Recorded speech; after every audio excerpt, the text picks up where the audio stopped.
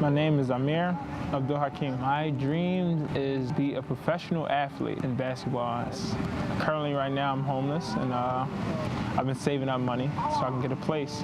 But it's okay. It's worse things than being homeless in America.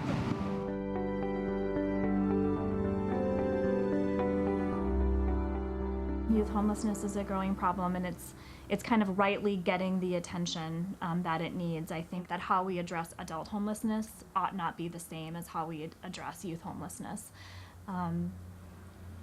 Certainly there are some young people who are currently homeless that might go on to be chronically homeless adults, but I also think that we're in a really good position to do some different early intervention work to make that not true. The beach community, I think what the young people would tell us is in some ways they can kind of camouflage themselves into that community. No young person wants to be seen or understood as a homeless individual. They want to look like everyone else, and they are like everyone else. It's a housing status that makes them different. But what they will tell us is that they can kind of blend into the beach community in a different sort of way, which is really beautiful survival, right? My dad passed from a stroke when I was 11. How did my life change after my father passed? It changed a lot. It didn't just change my life, it changed my family life. That these are young people who experience some very early childhood trauma on some level, right? Whether it was a parent being removed by incarceration, whether it was more severe childhood abuse, or just kind of an unavailable parent. Some of the most challenging things that people take for granted when you're homeless, having a place to go to. You have to find somewhere to, to hang out, to have a peace of mind, to maybe read or whatever you want to do. So to have good meals every day. That's the things that I think people take for granted. It's always the little things. A place to sleep where you're not being harassed by police officers or people that's on the street, that do drugs, things like that. It's tough, so I find different areas where I sleep in.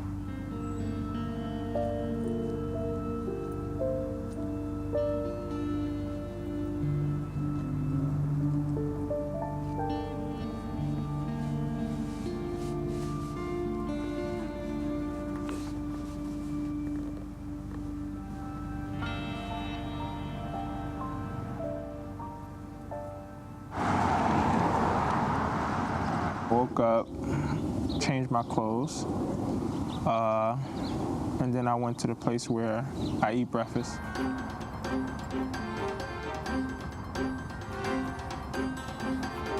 What happened was I tried to go in there and get a shower, and they have a lot of people ahead of me, so I have to go down the street and get a shower. Down the street is a couple miles away, so I have to walk a couple miles down the street and hopefully get a shower down there. Those of us who haven't experienced homelessness really have very little idea. I think being homeless is a full-time job. I came to the place to get a shower here, and they said the showers are down, and they will reopen back at 1 o'clock, so I can't wash right now.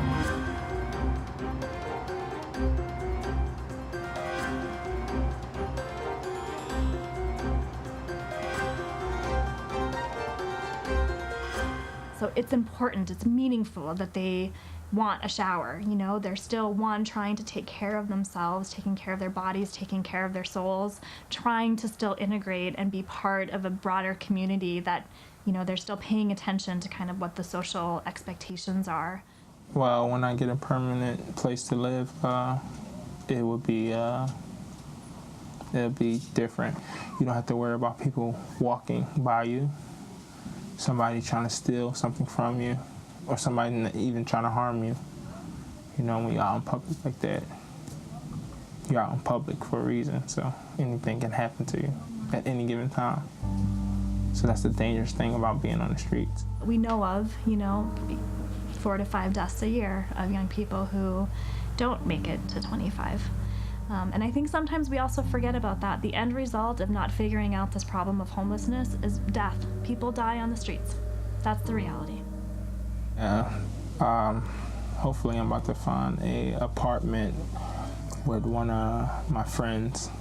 He's an older guy, and he's been watching me go through some of the hardships I've been going through being in the streets and how I've been dealing with myself, saving my money. So he's willing to get a place with me. Even signing up for your own place, they check your background, check a lot of stuff, and I never had my own place. So I don't know if I'll be approved. And then it's going to be $25 for application or $50. So I figure I don't really want to waste doing that, and I never did it. And that's one of my biggest fears too. So I'm glad that this person is going to help me out, and I hope it just goes well.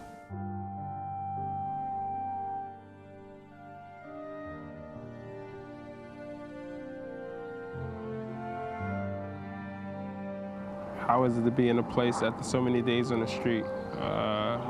Good, fantastic. It actually feels weird.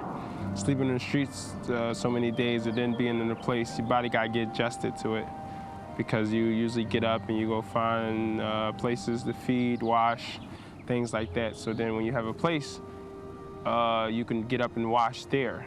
And instead of eating out, you can buy food and put it in the refrigerator. So it really is, it's really different. It's different. It had to take me to get some time adjusted to, but it feels good, man. Yes, getting someone into a home is a big deal, and it doesn't mean that life automatically improves. It's like this next set of sort of struggles to manage through, because part of it is now I have something, but I have something that I could lose, and that's scary.